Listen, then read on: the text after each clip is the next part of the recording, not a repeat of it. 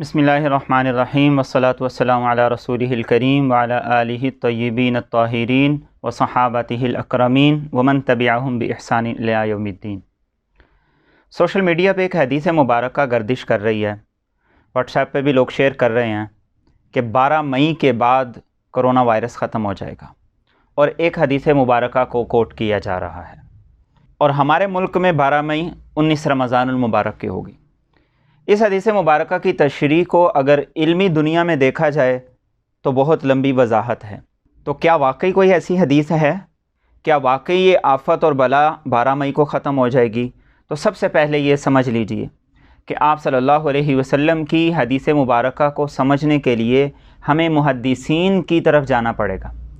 मुहद्दिसीन क्या कहते हैं, हदीस इस बारे में क्या कहती है, और मुख्तलिफ़ अहादीस की रोशनी में हदीस को समझना चाहिए। तो आप सल्लल्लाहु अलैहि वसल्लम की इस बारे में 2 तरह की अहादीस हैं। एक हदीस ये है कि जब सुरैया सितारा तुलू हो जाए तो हर किस्म की वबा ख़त्म हो जाती है, और एक दूसरी किस्म की अहादीस वो हैं कि जिसमें ये इशारा दिया गया है कि हर किस्म की वबा ख़त्म नहीं होती, बल्कि खेतियों के अंदर जो वबा बीमारी होती है वो ख़त्म हो जाती है। इस हदीस को समझने के लिए हज़रत ज़ैद बिन साबित रज़ी अल्लाह तआला अन्हु की एक रिवायत का मैं ख़ुलासा बताता हूँ। वो फरमाते हैं आप सल्लल्लाहु अलैहि वसल्लम के दौर में लोग ख़रीद व फ़रोख्त करते फलों की। जब वक़्त आता तो मालिक पैसे लेने के लिए जाता, तो जिसने ख़रीदा होता वो कहता कि खेती में बड़ा नुकसान हुआ है, आफत आ गई थी, बीमारी आ गई थी, फल काला हो गया था, इस वजह से मैं तुम्हें पूरी कीमत नहीं दूंगा। इस तरह बहुत से झगड़े होते, और वो सारे के सारे फ़ैसले के लिए आप सल्लल्लाहु अलैहि वसल्लम के पास जाया करते। तो आप सल्लल्लाहु अलैहि वसल्लम ने सहाबा को ये मशवरा दिया कि उस वक़्त तक ख़रीदो फ़रोख्त ना करो जब तक के फल पक ना जाए। इसीलिए हज़रत ज़ैद बिन साबित रज़ी अल्लाह तआला अन्हु का मामूल ये था, जब तक सुरैया सितारा तुलू ना होता तो आप अपनी खेती के ख़रीदो फ़रोख्त नहीं करते थे।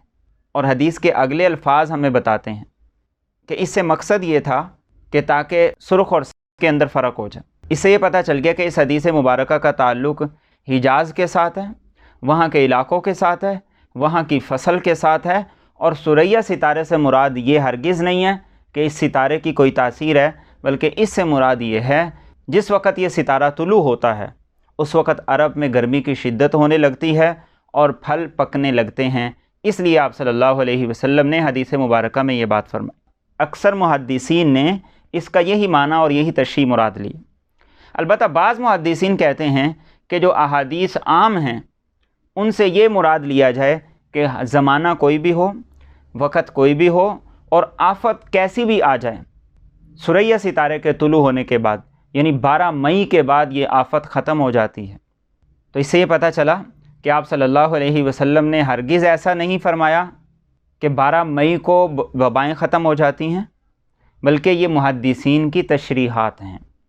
तो जब ये मुहद्दिसीन की तशरीहात हैं तो हमें चाहिए तशरीहात को बयान करते हुए उसे सराहतन अल्लाह के रसूल सल्लल्लाहु अलैहि वसल्लम की तरफ मंसूब न करें।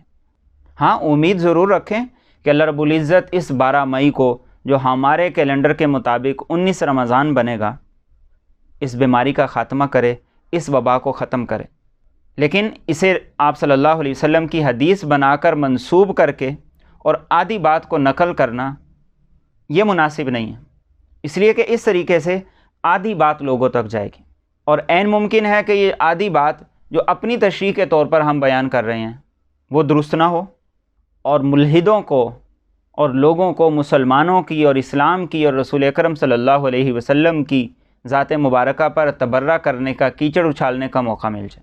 तो ये बात याद रखिए, अहादीस दोनों तरह की हैं, लेकिन अहादीस की तशरीह में भी मुहद्दिसीन का इख्तिलाफ़ है। अक्सर मुहद्दिसीन की राय ये है कि इसका ताल्लुक़ हिजाज़ की गर्मियों की फसल के साथ है, ताकि उसके ज़रिए से ख़रीदो फ़रोख्त के बाद लेन देन के झगड़े ना हों।